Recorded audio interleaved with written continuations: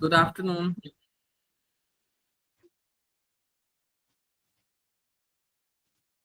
कैसी कैसी चल रही पढ़ाई?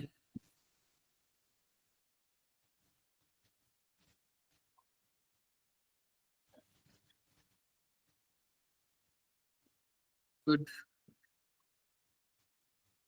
और कैसी गई दिवाली?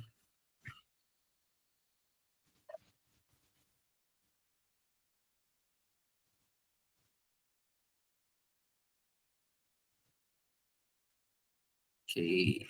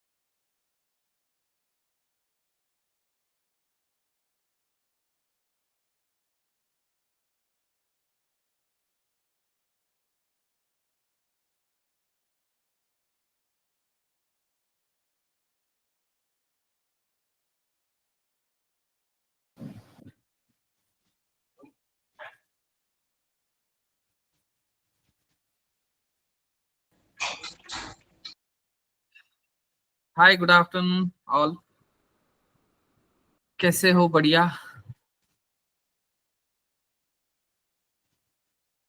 ओह, चलो।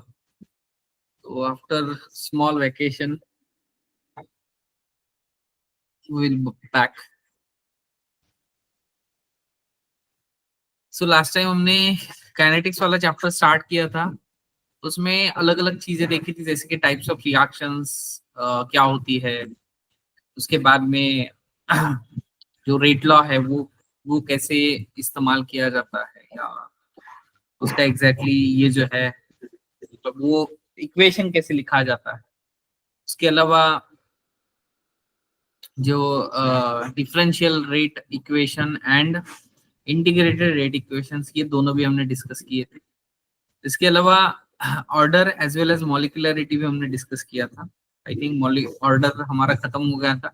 ऑर्डर में हमने दो टाइप के प्रोसेसेस देखे थे, या दो टाइप के रिएक्शंस देखे थे। एक एलिमेंट्री रिएक्शंस था, और दूसरा जो था वो वहां पे कॉम्प्लेक्स रिएक्शन था। Okay, elementary generally single step वाला रिएक्शन होता है, वही अगर कॉम्प्लेक्स लेते हैं तो एक से ज्यादा अगर स्टेप लेते हैं तो वो हम वहां पे कंसिडर करते हैं। और उस केस में अगर रेट लॉ अप्लाई करना है या ऑर्डर अगर अप्लाई करना है तो बेसिकली सो रिएक्शन को हम बेसिकली रेफर करते हैं, एंड उसको हम रेट डिटरमाइनिंग स्टेप भी बोलते हैं। क्या रेट डिटरमाइनिंग स्टेप भी बोलते हैं। ओके, तो जैसे हमने देखा है कि रेट मतलब होता है स्पीड ऑफ रिएक्शन, और ये जो स्पीड ऑफ रिएक्शन होता है, क्या ये जो स्पीड ऑफ रिएक्शन होता है basically it is depend upon the concentration of an reactor. Okay, जैसे कि उसके लिए हमने क्या देखा था, लॉ ऑफ मास एक्शन देखा था। क्या लॉ ऑफ मास एक्शन देखा था, मतलब किसी भी रिएक्शन का जो रेट होता है which is directly proportional to the concentration of reactant होता है, मतलब जितना कंसंट्रेशन ऑफ रिएक्टेंट ज्यादा होगा उस हिसाब से उसका रेट ज्यादा होगा। क्या उस हिसाब से वहां पे रेट ज्यादा होगा। तो बेसिकली ये हमने वहां पे देखा था। उसके बाद में नेक्स्ट जो हमें देखना है, क्या नेक्स्ट जो हमें देखना है,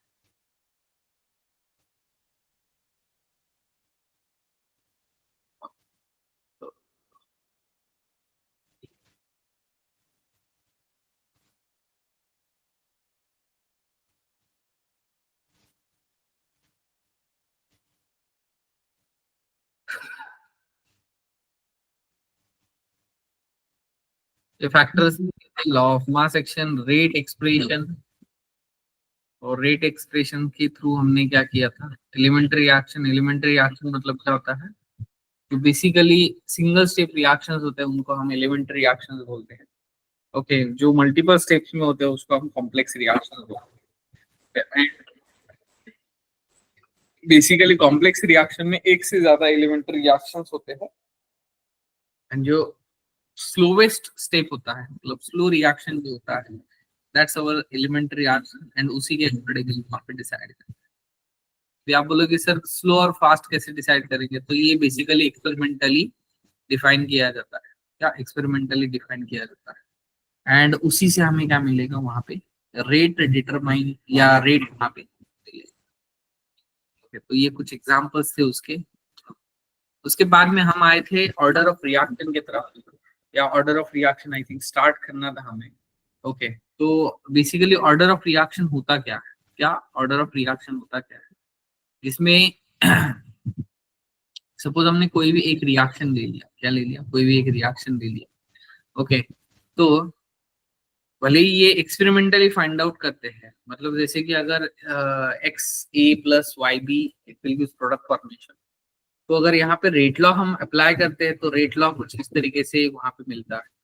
ओके, लेकिन ये जो ए एंड बी है which indicates the order of reaction. Okay, मतलब ए प्लस बी होगा सम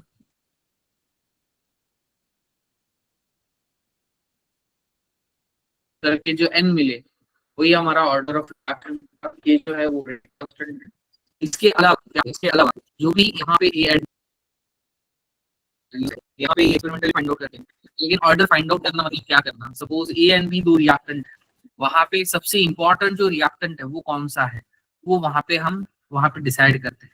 मतलब अगर कोई रिएक्शन दो रिएक्टेंट का है, ओके, लेकिन वहां पे ऑर्डर वन है, इसका मतलब उसमें से एक भी जो जिसका रिएक्टेंट जिस रिएक्टेंट का कॉन्सेंट्रेशन वहां पे इंपॉर्टेंट है वो अगर वहां पे नहीं होगा, या वो अगर वहां पे नहीं होगा तो reaction will not be carried out, या जितना उसका अमाउंट ज्यादा होगा उतना वहां पे उस रिएक्शन का जो स्पीड है वहां पे ज्यादा होगा। ओके, लेकिन वही अगर जो दूसरा रिएक्टेंट है is not much that much important, और अगर उतना इम्पोर्टेंट नहीं है तो वहां पे हम उसको क्या नहीं कंसिडर करते, ऑर्डर में कंसिडर नहीं करते। मतलब जो भी होगा वो कॉन्सेंट्रेशन के ऊपर अगर डिपेंड है तो वहां पे हम डिसाइड करते हैं। मतलब ऐसा नहीं है कि हर बार दो आपको रिएक्टेंट दिख रहे हैं तो उतनी ही वहां पे ऑर्डर होनी चाहिए। बेसिकली ये कंडीशन आपको याद रखना है, और जो भी सम करेंगे रेट लॉ का इक्वेशन का वो हम वहां पे क्या करेंगे, ऑर्डर ऑफ इक्वेशन। उसके बाद में मॉलिक्युलरिटी है। अभी मॉलिक्युलरिटी मतलब क्या होता है, जो भी नंबर ऑफ स्पीसीज है, नंबर ऑफ स्पीसीज जो है उस रिएक्शन में जो वहां पे रिएक्ट कर रहे हैं, ओके, और वो भी कौन से वाले रिएक्शन में, we can consider only a elementary reaction. क्या सिर्फ एलिमेंट्री रिएक्शन में हम कंसिडर करते हैं, बाकी किसी में कंसिडर नहीं करते हैं। That we can consider as a molecularity of the reaction. जैसे कि for example N2+3H2 it will gives 2NH2। अब जब हम applying law of mass action करते हैं, यहाँ पे रेट लॉ नहीं अप्लाई किया हमने, रेट लॉ के अकॉर्डिंगली हम एक्सपेरिमेंटली ये जो 1 और 3 लिखा है, इन इन दोनों के वैल्यूज हम एक्सपेरिमेंटली फाइंड आउट करते हैं। तो यहाँ पे मॉलिकुलरिटी अगर लेना है तो स्टाइचोमेट्रिक कोएफिशिएंट का सम करेंगे तो वो आ जाएगा मॉलिकुलरिटी, मॉलिकुलरिटी आ जाएगा क्या, मॉलिकुलरिटी कितना आ जाएगा पूरा।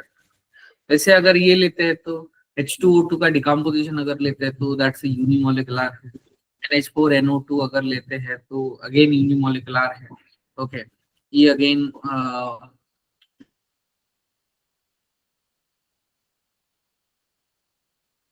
बायोमोलिकुलर। देखो दो दो एच आई है, इसको हमने मोलिकुलर, एक NO है, दूसरी है बायोमोलिकुलर, टू NO2 है, तो यहाँ पे क्या मोलिकुलर क्या हो गया। उसके बाद में मॉलिकुलरिटी वहां पे जीरो नहीं हो सकती, ओके, फ्रैक्शन में भी नहीं हो सकती। ओके, एंड ये जो है ये हम वहां पे क्या करते हैं, थ्योरेटिकली ऑब्टेन कर सकते हैं। क्या कर सकते हैं, थ्योरेटिकली ऑब्टेन कर सकते हैं। और अगर थ्योरेटिकली ऑब्टेन करते हैं तो हम उसको क्या कंसिडर करते हैं, वहां पे लेते हैं, मतलब माइनस नहीं हो सकता, फ्रैक्शनल नहीं हो सकता। ओके, लेकिन ऑर्डर जीरो हो सकता है। Okay, sometimes it will may be the fraction also. Okay, कुछ कुछ केसेस में वो फ्रैक्शन भी होता है। ओके, तो this is about exactly.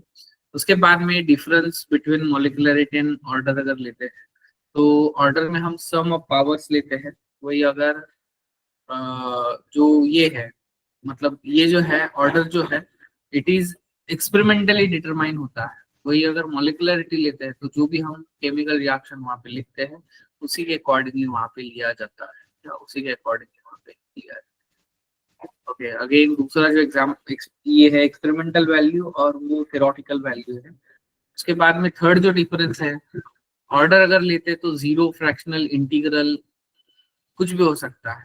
Okay, ये निगेटिव भी हो सकता है।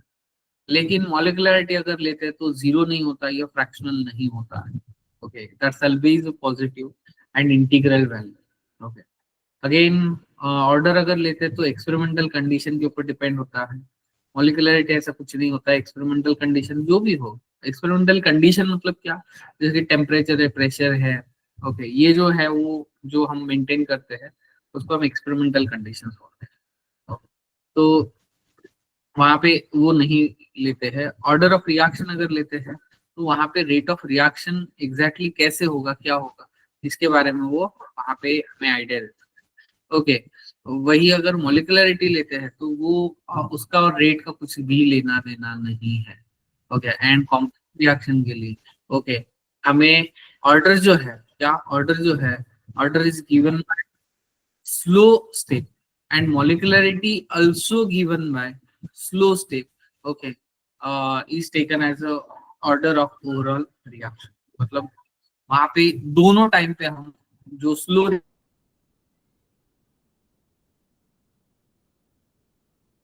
रिएक्शन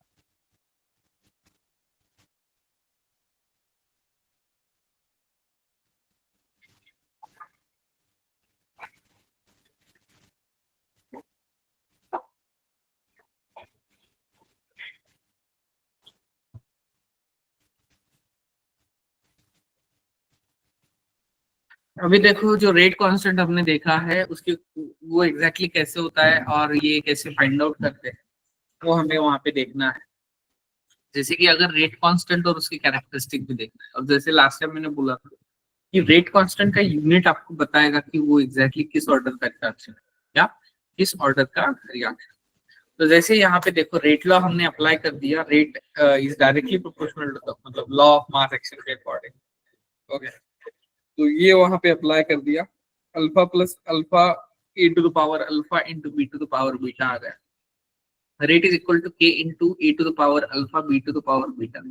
ओके, तो ये इक्वेशन अगर लेते हैं तो के इज इक्वल टू क्या आ जाएगा, rate divided by A to the power alpha into B to the power beta. अभी देखो ये जो है अल्फा और बीटा, ओके, ये क्या है, मोलार कॉन्सेंट्रेशन है। और अगर मोलार कॉन्सेंट्रेशन है तो उसी के अकॉर्डिंगली हम उसके कॉन्सेंट्रेशन वहां पे लेते हैं। तो रेट कांस्टेंट जो होता है that's rate of reaction at a unit concentration, मतलब इन दोनों का कॉन्सेंट्रेशन अगर 1:1 ले लिया तो जो भी रेट का यूनिट होगा वही हमारा रेट कांस्टेंट का यूनिट होगा, या वही वैल्यू हमारा रेट कांस्टेंट का। ओके, अब देखो जैसे कि फॉर एग्जांपल जीरो ऑर्डर के लिए अगर हम लेते हैं तो k इज इक्वल टू क्या आ जाएगा, ए टू द पावर जीरो होगा। ओके, तो k आ जाएगा, k का यूनिट क्या है, मोल पर लीटर पर सेकेंड। ओके, या इसका अगर यूनिट लेते तो mole into litre inverse into second inverse ले सकते हैं। ऐसे हम फर्स्ट ऑर्डर के लिए ले सकते हैं। ओके, उसके बाद में अगर फर्स्ट ऑर्डर लेते हैं तो बस सेकेंड इनवर्स है, क्या सेकेंड इनवर्स है। ओके, वही अगर सेकेंड ऑर्डर के लिए लेते हैं तो लीटर पर मोल पर सेकंड है, क्या पर मोल पर सेकंड। ओके, वही अगर थर्ड के लिए लेते हैं तो लीटर स्क्वायर पर मोल टू द पावर -2 एंड -1। या ये हमारा जनरल इक्वेशन है जिससे हम वहां पे किसी भी रेट कांस्टेंट का जो भी वैल्यू है या यूनिट है वो वहां पे फाइंड आउट कर सकते हैं। ओके, ये यहाँ पे टेबुलर फॉर्म में दिया है। ओके, उसके बाद में कैरेक्टरिस्टिक्स ऑफ अगर रेट कांस्टेंट लेते हैं तो जो भी रेट कांस्टेंट है लार्जर द वैल्यू ऑफ के।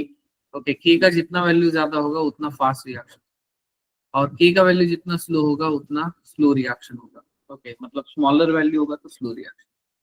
जैसे मैंने अभी अभी आपको बोला था कि कॉम्प्लेक्स रिएक्शन में सब कुछ हमारा जो कुछ भी हो स्लो रिएक्शन डिसाइड करता है, और अगर स्लो रिएक्शन डिसाइड करता है लेकिन स्लो रिएक्शन के वैल्यू से इंडिकेट करते हैं। ओके, जिसका वैल्यू कम होगा वो स्लो रिएक्शन होगा, जिसका के ज्यादा होगा वो फास्ट रिएक्शन होगा। वही अगर डिफरेंट रिएक्शन है और डिफरेंट वैल्यू होगी, मतलब जैसे रिएक्शन चेंज हो जाएगा वैसे ही के का वैल्यू चेंज हो जाएगा। ओके, उसके बाद rate constant is independent on concentration, okay, of reactant for zero order reaction. या इसके अलावा वो टेम्परेचर के ऊपर डिपेंड होता है, क्या बस और बस टेम्परेचर के ऊपर ही डिपेंड होता है, या टेम्परेचर चेंज हो गया तो ही चेंज होता है। ओके, इसके बाद इसके अलावा हमने इंटीग्रेटेड रेट इक्वेशन वहां पे लिए थे। Okay, and integrated rate equations लेके वहां पे उनका ग्राफिकल रिप्रेजेंटेशन भी वहां पे किया था।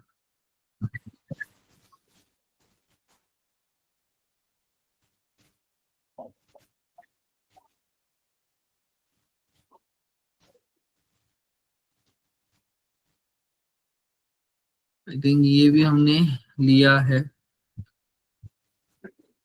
ओके,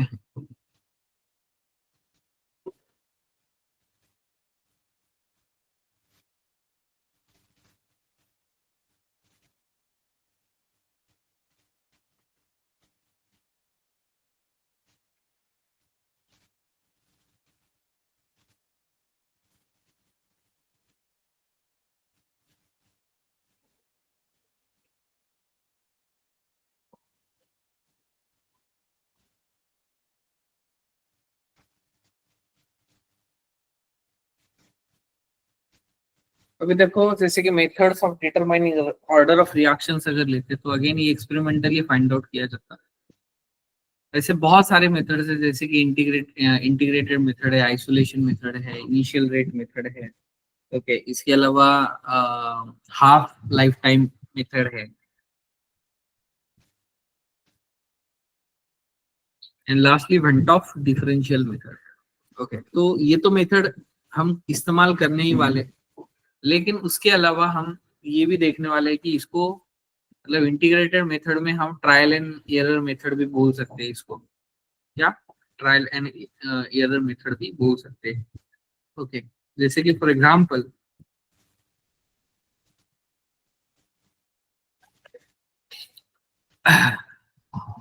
जैसे कि फॉर एग्जांपल हमने देखो that's C0 minus CT divided by T,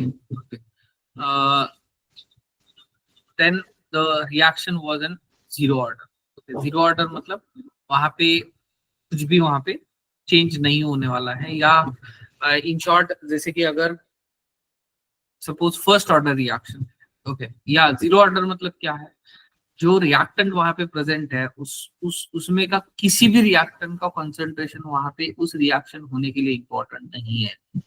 okay, और अगर ऐसा है तो आपने मतलब ऐसा नहीं है कि पूरा का पूरा जीरो कर देना है। ओके, सपोज दो रिएक्टेंट है, दो रिएक्टेंट में एक का कंसंट्रेशन थोड़ा कम है और दूसरे का कंसंट्रेशन हमने बढ़ा दिया, तो रिएक्शन का रेट या रिएक्शन जो है वो एज इट इज चलता ही रहेगा। लेकिन क्या, लेकिन ये बेसिकली जीरो ऑर्डर के लिए है, मतलब किसी का कंसंट्रेशन कम होगा, किसी का कंसंट्रेशन ज्यादा होगा, तो ये हो गया zero order. Okay, same example अगर हम लेते हैं, okay suppose for the first order reaction, क्या फर्स्ट ऑर्डर रिएक्शन, और अगर फर्स्ट ऑर्डर रिएक्शन है इसका मतलब दो रिएक्टेंट में से एक रिएक्टेंट का कंसंट्रेशन वहां पे इंपॉर्टेंट है। ओके, एंड वहां पे ऐसा कंसिडर कर सकते हो आप कि ए एंड बी है, क्या ए एंड बी है। ओके, मतलब वहां पे दोनों अलग अलग है, क्या दोनों के दोनों क्या है, अलग अलग है। और अगर दोनों के दोनों अलग अलग है और अगर फर्स्ट ऑर्डर रिएक्शन है, क्या है फर्स्ट ऑर्डर रिएक्शन है, मतलब suppose for example A plus B it will give C. Okay, अभी देखो रिएक्शन हमारा फर्स्ट ऑर्डर है लेकिन with respect to A, okay, and B के विथ रिस्पेक्ट टू भी जीरो ऑर्डर है। ओके, मतलब इसको अगर लिखना है तो हम ऐसे लिख सकते हैं, देखो that's the rate is equal to k into concentration of a to the power 1 and b to the power 0, या b to the power 0, b to the power 0 मतलब क्या हो गया, ओके, a की with respect to first order है लेकिन b की with respect to 0 है। ओके, मतलब b का वहां पे कंसंट्रेशन रहे ना रहे कुछ भी लेना देना नहीं है। ओके, सब कुछ रिएक्शन जो है वो a के ऊपर डिपेंड, अगर ए के ऊपर डिपेंड है तो ए ही डिसाइड करेगा कि एग्जैक्टली उसका ऑर्डर क्या हो। जैसे कि ये तो हमने फर्स्ट ऑर्डर का एग्जांपल लिया, सपोज ऐसा कंसीडर करो कि इसका कंसंट्रेशन मैंने डबल कर दिया, क्या इसका कंसंट्रेशन क्या कर दिया, डबल कर दिया, तो वहां पे ये जो रेट है ना, क्या ये जो रेट है ये भी डबल हो जाता है, क्या ये भी डबल हो जाता है, क्यों, क्योंकि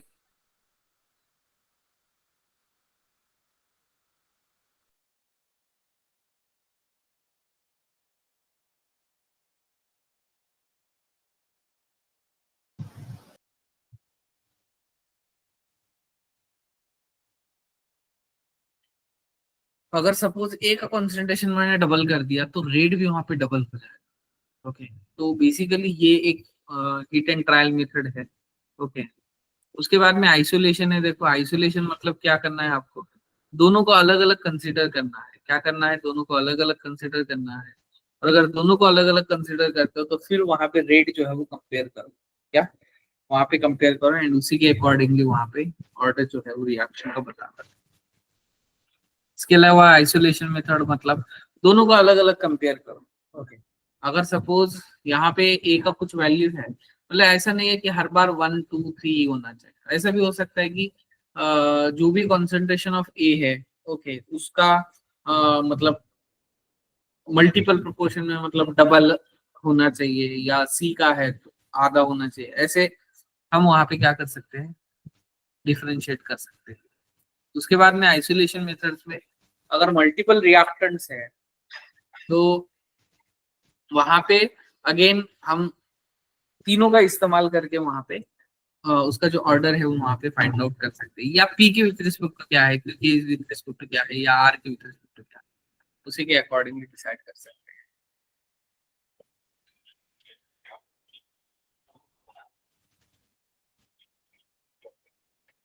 अभी नेक्स्ट जो है that's the half life period, मतलब वो भी एक मेथड है ऑर्डर फाइंड आउट करने के लिए।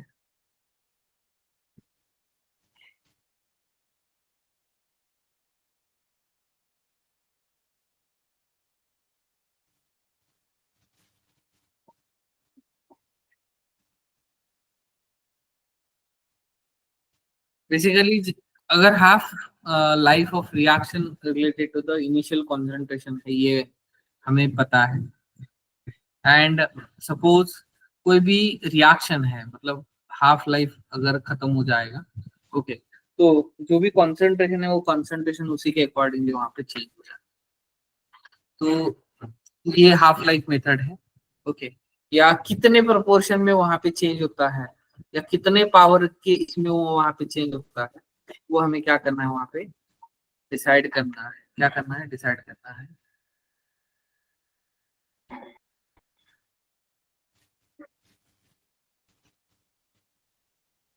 अगेन ये वेंट ऑफ डिफरेंशियल वाला है एक,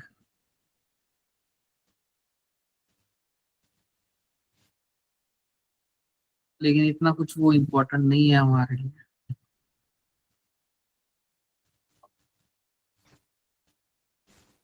उसके बाद में हाफ लाइफ पीरियड रिएक्शन है। देखो देखो, हाफ लाइफ मतलब क्या होता है, time required to half of the reaction to be complete. मतलब आधा रिएक्शन कंप्लीट होने के लिए कितना टाइम लगता है, that's a half life period. Okay, अब ये जो इक्वेशन है देखो, जैसे कि जीरो ऑर्डर रिएक्शन है, ये अगेन हमने ये इक्वेशन, दैट्स इंटीग्रल इक्वेशन हमने देखा है। उसको अगर हमने टी की जगह, ओके, मतलब इसको अगर सिंप्लीफाई करते हैं तो C zero minus zero, C zero मतलब इनिशियल कंसंट्रेशन होगा, सी टी मतलब एट टाइम टी कंसंट्रेशन होगा। और अगर इसको हम सिंप्लीफाई करते हैं तो C zero minus C one C T is equal to K two. जब हाफ लाइफ पीरियड लेते हैं, क्या लेते हैं, हाफ लाइफ पीरियड लेते हैं, तो यहाँ पे होता ये है, T is equal to T half हो गया, क्या हो गया, T is equal to T half हो गया। ओके,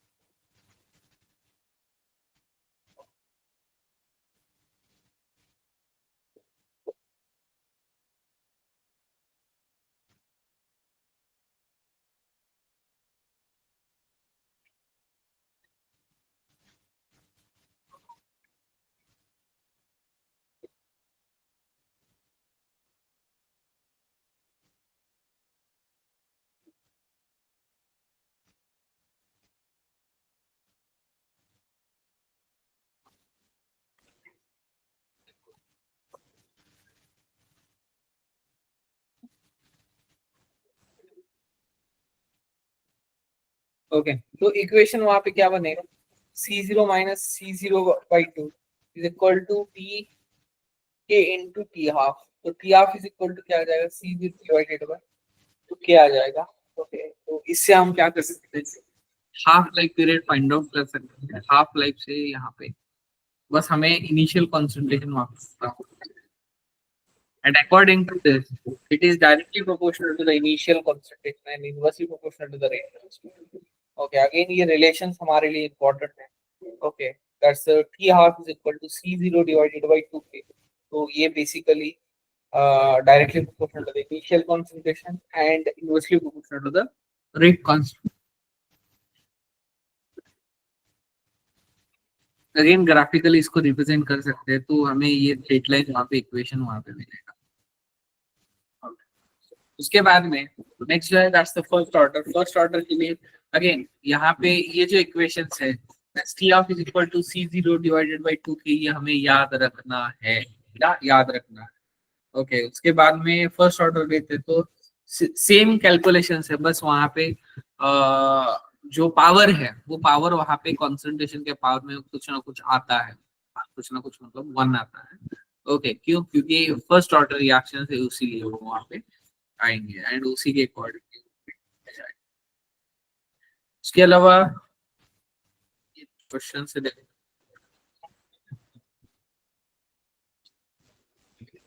उसके बाद में सूडो फर्स्ट ऑर्डर रिएक्शंस अगर हम लेते हैं तो सूडो फर्स्ट ऑर्डर एग्जैक्टली कैसे होते हैं या क्या होते हैं। अगेन ये बाय बाय मॉलिक्यूलर रिएक्शंस होते हैं, ओके। और जो भी रेट इक्वेशन है which is similar like first order equation, okay, मतलब फर्स्ट ऑर्डर इक्वेशन रिएक्शन की तरह वो दिखता है हमको, लेकिन वो होता नहीं है, इसीलिए हम उसको क्या बोलते हैं, सूडो फर्स्ट ऑर्डर रिएक्शन। बोलते हैं pseudo first order reaction. Okay, जैसे कि for example inversion of cane sugar अगर हम लेते हैं तो केन शुगर का इन्वर्जन मतलब वहां पे हाइड्रोलिसिस होता है। एंड ये जो हाइड्रोलिसिस है, okay, this reaction is first order with the cane sugar molecule. क्या केन शुगर के मॉलिक्यूल के फर्स्ट ऑर्डर में शो करता है। ओके, एंड वही अगर H2O अगर हम लेते हैं तो which indicates zero order reaction. क्या जीरो ऑर्डर रिएक्शन मतलब वहां पे पानी का कुछ रोल प्ले ही नहीं है या वहां पे कुछ रोल नहीं है। ओके, ये यहाँ पे क्या करता है इंडिकेट। वही अगर बेसिकली अब ये जो है ये कैटालिटिक रिएक्शन, क्या है कैटालिटिक रिएक्शन। ओके, तो वहां पे हम उसको again pseudo first order reactions वहां पे बोल सकते हैं।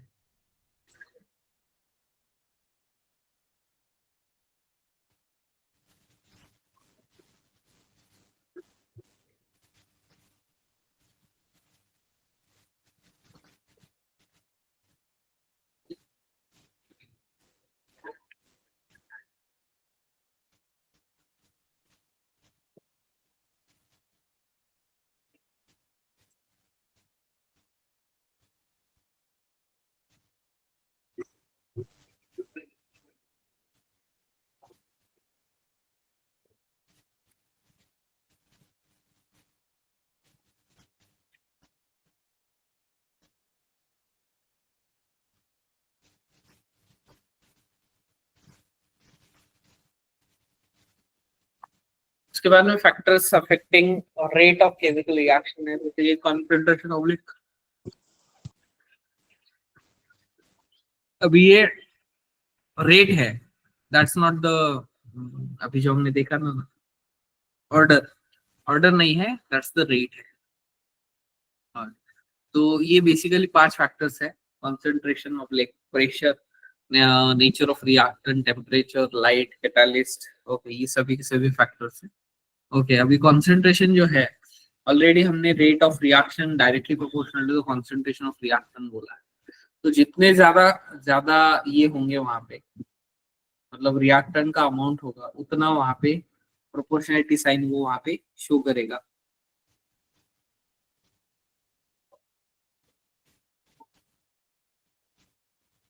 ओके, उसके बाद में higher the reactant leads to higher the chances of collisions which leads to the higher rate of reactions। Actually reactions होते क्यों हैं? ओके, तो वहां पे जो भी रिएक्टेंट मॉलिक्यूल्स है they will get collide with each other, और जब वो कोलाइड होते हैं, कोलाइड होने के बाद वहां पे वो जो रिएक्शन है वो वहां पे शो करते हैं। वही अगर नेचर ऑफ रिएक्टेंट अगर लेते हैं तो जितना सरफेस एरिया ज्यादा होगा उतना वहां पे रिएक्शन जो है फास्ट होगा। Reaction, okay. तो उसके बाद टेम्परेचर है, देखो बेसिकली अब यहाँ पे अ, दो चीजें हैं। क्या दो चीजें हैं? That's increase in temperature, increase is the basically rate of reaction. मतलब अप्रोक्सीमेटली अगर रेट ऑफ रिएक्शन आपने अगर 10 डिग्री से अगर बढ़ा दिया तो भी वो मैनिपुलेशन या वो वहां पे क्या करता है, कम ज्यादा शो करता है। क्या करता है? कम ज्यादा शो करता है।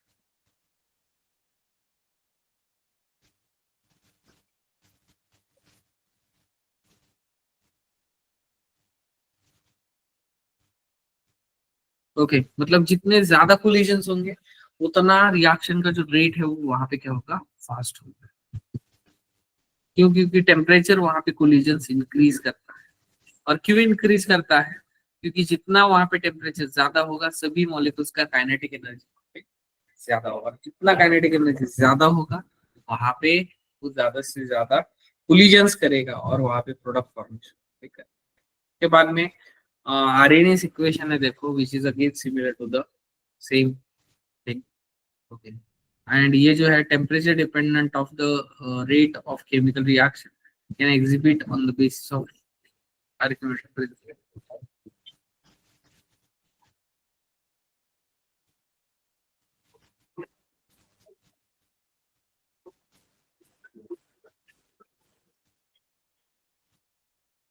ओके, जैसे कि अगर कोई भी रिएक्शन अगर हम लेते हैं H2 plus I2, just 1 minute.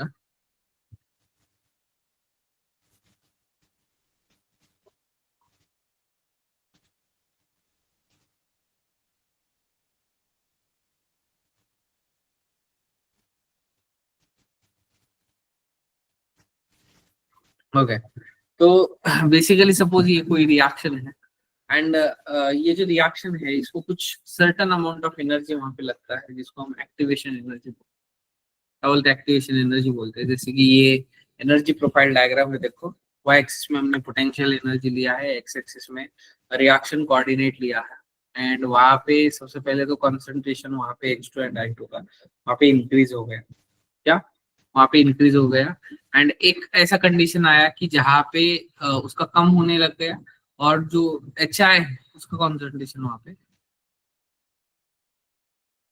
वहां पे क्या हो जाएगा, जो भी एनर्जी डिफरेंस होगा उसको हम क्या बोलेंगे, एक्टिवेशन एनर्जी बोलेंगे। तो ये जो एक्टिवेशन एनर्जी है वो फाइंड आउट करने के लिए वहां पे अ, ये जो आरएनएस इक्वेशन है या वहां पे इस्तेमाल किया जाता है, जैसे कि वो Maxwell Boltzmann distribution of molecular energy या it related to the velocities of the molecule, okay उसके रिलेटेड है। ओके, तो ये हमने ऑलरेडी देख लिया है।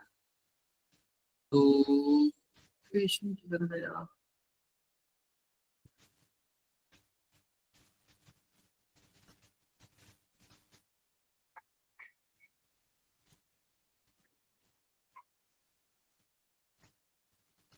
उसके बाद में फैक्टर्स अगर हम देखते हैं, फैक्टर्स में सबसे पहला जो है लाइट है। तो जैसे लाइट इंक्रीज होगा, ओके या मतलब एनर्जी इंक्रीज होगा, वैसे वहां पे रेट भी वहां पे इंक्रीज होगा। उसके बाद में कैटालिस्ट है। ओके, अभी कैटालिस्ट जो है बेसिकली वहां पे मतलब रेट जो है वो वहां पे इंक्रीज करता है। लेकिन क्यों करता है, तो कैसे करता है, बेसिकली ये एक ऐसा पाथ सेलेक्ट करता है जहां पे lower kinetic lower activation energy लगे, या लोअर एक्टिवेशन एनर्जी लगे, ताकि वहां पे कम एनर्जी में वहां पे काम हो जाए। तो मतलब जैसे कि अगर सपोज हमने एनर्जी प्रोफाइल डायग्राम अगर देखा, ये हमारा नॉर्मल रिएक्शन है, लेकिन वही अगर हम ये लेते, दैट्स द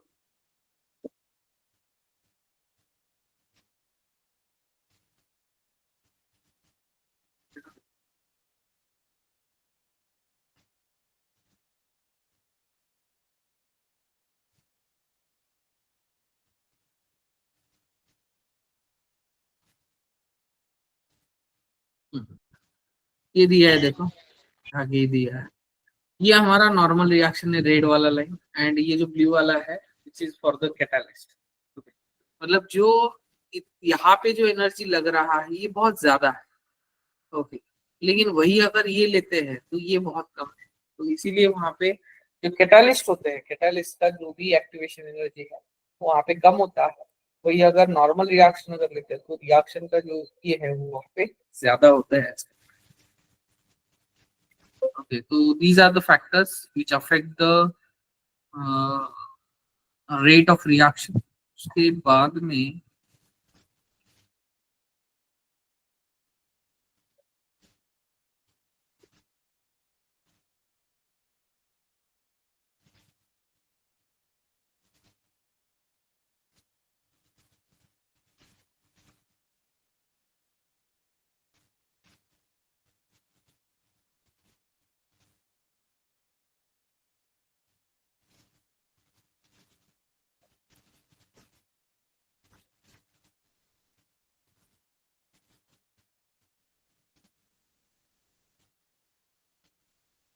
अभी देखो, ये तो हो गया, हमने डिसाइड कर लिया कि भाई जो रिएक्शंस होते हैं वो रिएक्शंस कैसे होते हैं, क्या होते हैं। ओके, लेकिन मेन जो जैसे कोई फिल्म बनता है तो उसके पीछे बहुत सारे लोग होते हैं जो उसको बनाने में काम करते हैं, लेकिन हमें तो बस जो भी हीरोइन है विलन है वही दिखते हैं।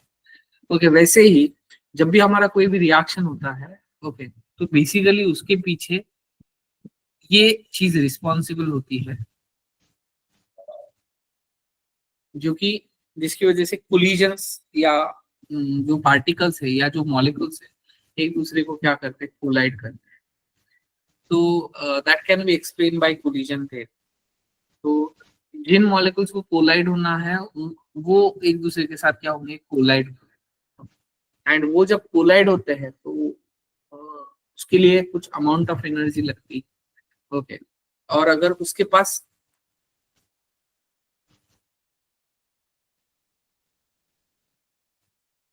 पास वो एनर्जी नहीं होंगी, तो वो एनर्जी हमें प्रोवाइड करनी पड़ेगी। क्या करनी पड़ती है? प्रोवाइड करनी पड़ती है। और अगर एनर्जी प्रोवाइड करेंगे तो वो कोलिजन भी करेगा, और कोलिजन करने के लिए वहां पे मतलब रिएक्शन भी कैरी आउट करेगा। Okay, that's collide with the sufficient energy. अभी ये किस बेस के ऊपर है? तो काइनेटिक थ्योरी, मतलब केटीजी जो है, ओके, उसी के बेस के ऊपर है। और जो अजम्पशंस वहां पे कंसीडर किए, that's molecules are hard space, reaction occurs when the molecules collide. जब मॉलिक्यूल्स एक दूसरे के साथ कोलाइड होंगे तो रिएक्शन वहां पे होता है। एंड कोलिजन्स के थ्योरी के हिसाब या केटीजी के हिसाब से भी, increase in temperature average kinetic energy of the molecule increases. And वो अगर इंक्रीज होता है तो कोलिजन भी वहां पे इंक्रीज हो जाएगा, कोलिजन भी वहां पे इंक्रीज हो जाएगा। उसके बाद में इंक्रीज रेट जो है वो 3% अप्रोक्सीमेटली फॉर हर इंक्रीज के लिए। उसके बाद में कोलिजन, अभी ये कुछ टर्म्स है देखो, इसके अलावा ये हमें कैलकुलेट भी करना है। ओके, तो कोलिजन थ्योरी में रेट जो है वो collision frequency and effective collision के ऊपर डिपेंड। मतलब आपने बहुत सारा पढ़ लिया, क्या बहुत सारा पढ़ लिया, लेकिन एग्जाम में बस एक दो चैप्टर से पूछ लिया, मतलब वो क्या हो गया आपका? That's the effective collision. मतलब पूरे सिलेबस में बस दो ही चैप्टर थे, लेकिन वही इफेक्टिव थे, उसी के ऊपर जो क्वेश्चन थे वो आते पूछे। उसके बाद में नेक्स्ट जो है दैट्स द कोलिजन फ्रीक्वेंसी। अब collision frequency, number of collisions that takes place per second per unit volume. Okay, क्या मतलब एक एक सपोज ऐसे कंसीडर करो कि एक स्पेसिफिक वॉल्यूम मेजर कर लिया, और उस वॉल्यूम में एग्जैक्टली कितने कोलिजन वहां पे हो रहे हैं पर सेकंड, वो हम वहां पे मानते हैं। अगर suppose for example bye molecular gaseous reaction अगर ले लिया, तो जेड का जो वैल्यू होता है, okay, 10 to the power 25 10 to the power 28 के रेंज। मतलब इतना बड़ा वैल्यू है कि अ, मतलब एक सेकंड में या एक यूनिट वॉल्यूम इतने कोलिजन्स वहां पे होते हैं, क्या इतने कोलिजन्स वहां पे होते हैं। Okay, and in all collisions are effective and reaction must be very fast. Okay, मतलब जितने ज्यादा इफेक्टिव कोलिजन्स होती है उतना रिएक्शन फास्ट हो जाएगा। उसके अलावा all the collisions of the reacting species at a given temperature are not effective, क्या उतने वो इफेक्टिव नहीं होते। And in actual practice most chemical reactions takes place much longer.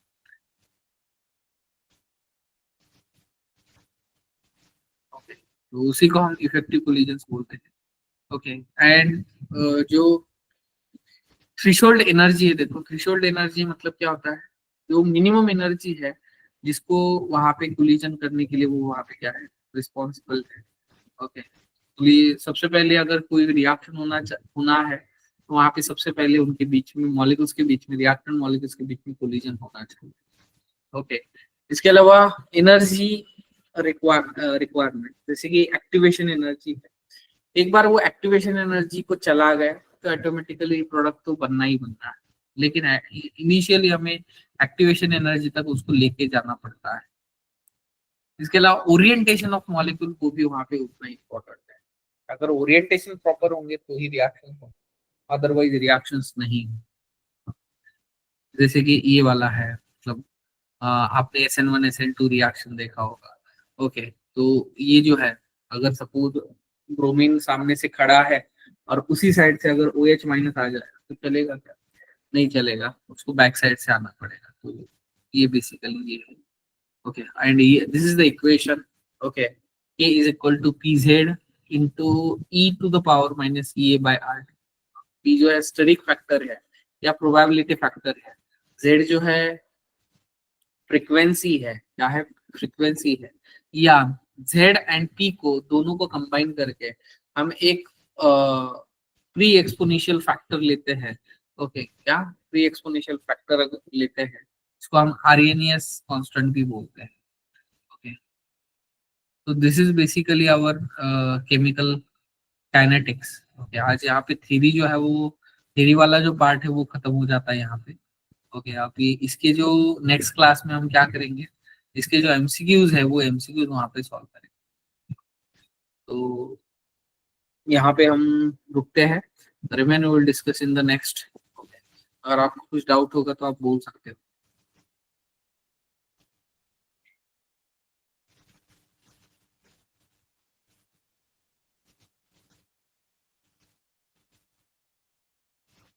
Okay, okay, so we will discuss in the next